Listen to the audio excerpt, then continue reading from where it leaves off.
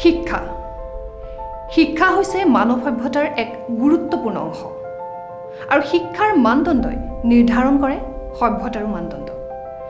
প্ৰাচীন কালৰে পৰাই অসম তথা ভাৰতবৰ্ষখন শিক্ষাৰ কেন্দ্ৰবিন্দু হৈ আহিছে আৰু আমাৰ শিক্ষাৰ্থীসকলে যাতে এই ঐতিহ্য অক্ষুণ্ণ ৰাখিব পাৰে তাৰ বাবে চিন্তা কৰি আহিছে প্ৰতিখন সমাজে।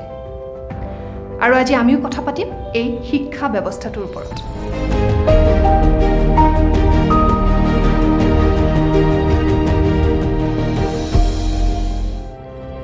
শিক্ষাৰ জ্যোতিৰে আজিৰ উঠি অহা প্ৰজন্মই ভৱিষ্যতৰ জাতি নিৰ্মাণ কৰিব লাগিব আৰু সেইবাবে সমাজৰ সকলো শ্ৰেণীৰ ছাত্ৰ ছাত্ৰী শিক্ষিত হ'বই লাগিব।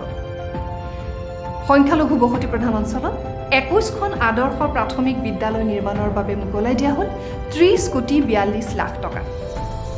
119খন চাহ বাগিচাত বিদ্যালয় নিৰ্মাণৰ পদক্ষেপ লোৱা হ'ল আৰু ছাত্ৰ ছাত্ৰীসকলৰ উচ্চ শিক্ষাৰ বাবে বৰপেটাৰ বজালী মহাবিদ্যালয়, উত্তৰ লখিমপুৰৰ মাধৱদেৱ মহাবিদ্যালয় আৰু হোজাই মহাবিদ্যালয়ক বিশ্ববিদ্যালয়লৈ উন্নীত কৰা হ'ল। এই মহান উদ্দেশ্যেৰে গুৱাহাটী চিকিৎসা মহাবিদ্যালয় হস্পিটেলত 9টা বিষয়ত অত্যাধুনিক চিকিৎসা সম্বন্ধীয় পাঠ্যক্ৰম আৰম্ভ কৰা হৈছে। ডিফু, ধুবুৰী, নগাঁও, লখিমপুৰ, নলবাৰী আৰু তিনিচুকীয়াত চিকিৎসা মহাবিদ্যালয় হস্পিটেল নিৰ্মাণৰ কাম চলি আছে। অসমৰ 6খন চিকিৎসা মহাবিদ্যালয়ত MBBS আৰু PG আসনৰ সংখ্যা বৃদ্ধি কৰা হৈছে। PG আসনৰ সংখ্যা গুৱাহাটীৰ আঞ্চলিক দন্ত চিকিৎসা মহাবিদ্যালয়তো বৃদ্ধি কৰা হৈছে। নতুন দন্ত চিকিৎসা মহাবিদ্যালয় স্থাপন কৰা হৈছে ডিব্ৰুগড় আৰু শিলচৰত। গুৱাহাটীৰ আমিনগাঁৱত অসম ন্যায়িক একাডেমী আৰু ৰাষ্ট্ৰীয় আইন মহাবিদ্যালয়, কৰিমগঞ্জ, গোলাঘাট আৰু ধেমাজিত অভিযান্ত্ৰিক মহাবিদ্যালয়ৰ নিৰ্মাণ সম্পূৰ্ণ কৰা হৈছে। প্ৰতিগৰাকী যুৱ শিক্ষাৰ্থীৰ শিক্ষা লাভৰ বাবে প্ৰতিটো মুহূৰ্ততে সচেতন আৰু দায়বদ্ধ আমাৰ চৰকাৰখন। কোনো ছাত্ৰ ছাত্ৰীয়ে ধনৰ অভাৱত উচ্চ শিক্ষা গ্ৰহণৰ পৰা বঞ্চিত হ'ব নোৱাৰিব। সেইবাবে অভিনন্দন আঁচনিৰ অধীনত 50,000 টকাকৈ ৰাজ সাহায্যযুক্ত ঋণৰ ব্যৱস্থা কৰা হৈছে। আমাৰ যুৱ সমাজ ক্ৰীড়াৰ ক্ষেত্ৰতো আগবাঢ়ি যাব লাগিব। উজ্বলি উঠিব লাগিব অসমৰ যুৱ সমাজ বিশ্ব ক্ৰীড়াংগনত।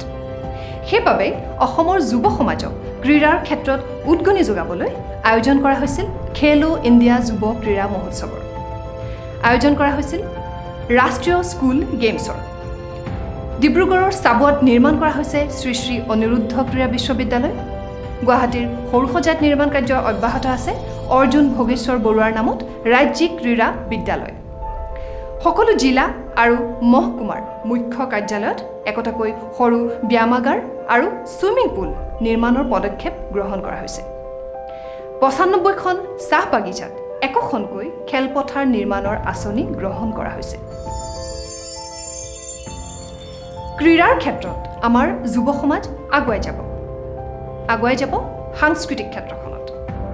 পুথিগত শিক্ষাৰে শিক্ষিত হ'ব, কাৰিকৰী শিক্ষাৰে আমাৰ যুৱ সমাজ জিলিকি উঠিব। এয়াই সপোন, এয়াই পদক্ষেপ আমাৰ চৰকাৰৰ। যুৱ সমাজক এক শক্তি হিচাপে গঢ়ি তুলিবলৈ, যুৱ সমাজক আত্মনিৰ্ভৰশীল কৰি তুলিবলৈ চৰকাৰে লৈছে নিত্য নতুন পদক্ষেপ। প্ৰতিটো জাতি, জনগোষ্ঠী, সম্প্ৰদায়ৰ যুৱ সমাজক আত্মনিৰ্ভৰ, আত্মবিশ্বাসী কৰি তোলাৰ সংকল্প লৈ সুবিধা কৰি দিয়া হৈছে আত্মসহায়ক গোট গঠনৰ। আত্মসহায়ক গোট বেংক লিংকৰ অধীনত 1511টা আত্মসহায়ক গোটক প্ৰদান কৰা হৈছে বেংকৰ ঋণ।